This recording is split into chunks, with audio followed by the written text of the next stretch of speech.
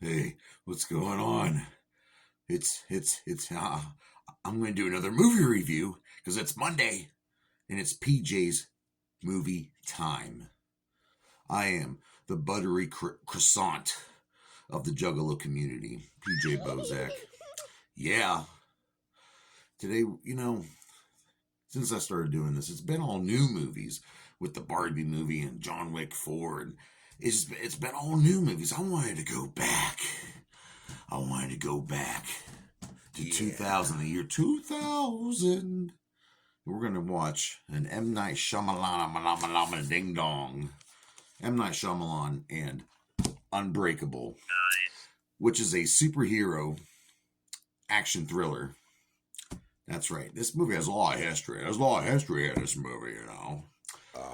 M. Night Shyamalan. All right, I'll stop calling him Shyamalan Ding Dong. He did Sixth Sense and it blew the fuck up with with Bruce Willis and the kid. I see dead people, all that shit. It was really good. And he wrote a script for a superhero action thriller called Unbreakable. And originally went around doing this script, and Disney picked it up, and they used their sub company, Touchstone Pictures, along with a lot of help from everyone. And of course, it's written and directed by M. Night Shyamalan. And what's the story about? It's about this guy named David Dunn. Okay, he's a security guard at the security protects people. He's in this crazy freak train accident. So everyone on the train in this wreck dies except for David. Of course, David survives and he's baffled by this. And here comes baby, cute little girl. Yes, you're not old enough to watch Unbreakable yet. So he survives a train. He meets this guy named Elijah, and Elijah is very strange. He's obsessed with comic books and comic book characters and the whole lore behind it. And he studies David, and he realizes David might have superpowers. Ooh. Yes, why? So many reasons why he survived that train wreck. It's like Wolverine. He didn't even have a scratch on him. So of course his son is starting to believe in this. And he realizes his dad's strong, and he realizes he's never sick. He's never gotten sick before, except for an incident where he almost drowned as a kid. So it's a really good movie, and I don't give away spoilers on my movie reviews for PJ's movie time, motherfucker. Yeah. But I will tell you, you need to watch this. It's really good. And who stars in this motherfucker? Here's motherfucker right here. It's got Bruce Willis.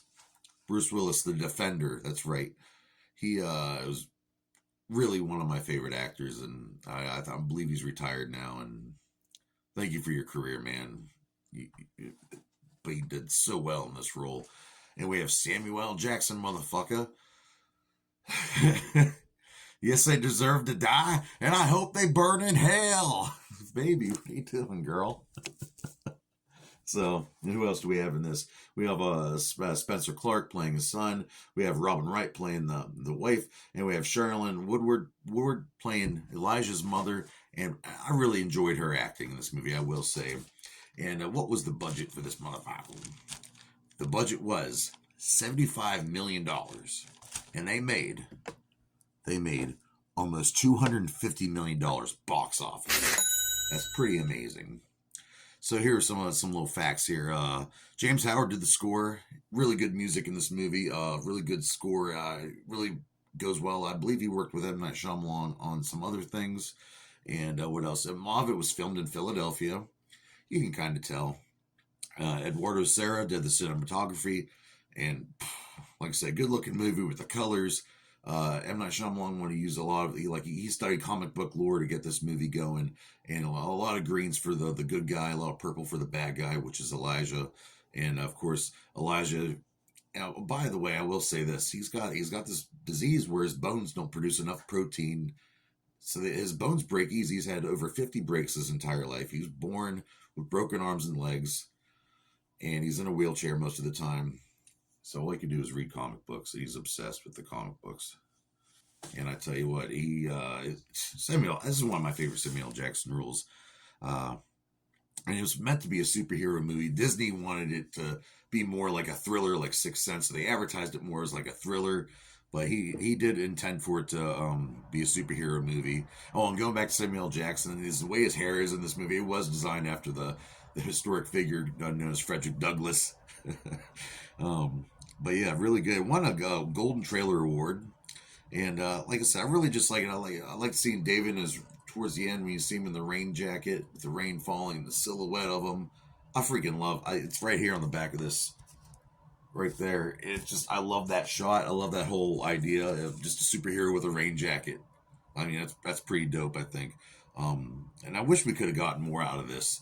And of course, I will say this: David does have another superhero power aside from being able to be super strong and be immune to almost everything except water.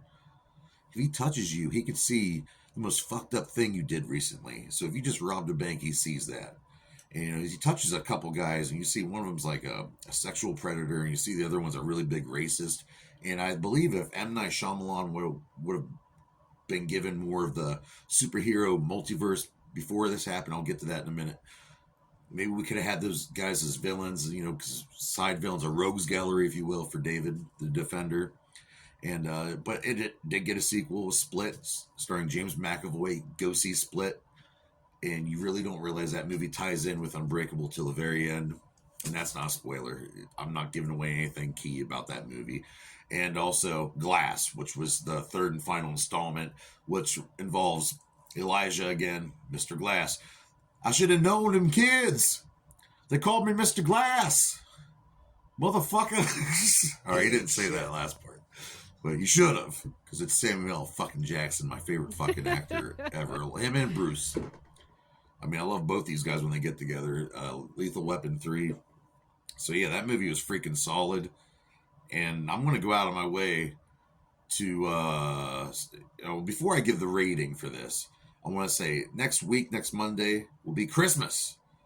So I will be doing a special Christmas edition of PJ's Movie Time. And I will give you 6 choices to come from. So keep an eye on my social media, my Facebook posts, my TikTok posts, my YouTube stuff, and you will get the 6 choices. I'll let you vote down in the comments, and we'll pick next week's PJ Movie Time. But so, what do I rate Unbreakable by M. Night Shyamalan? I'm just going to come out and fucking say it. I rate this movie a good old solid 5 out of 5 dog dicks. And that's an epic fucking rating, dog. Right, Darth Vader? Right, Apocalypse? Pickle Rick, bitch. So, but enjoy your holidays and all that. And Merry Christmas, motherfuckers. Hey, let's in your butthole.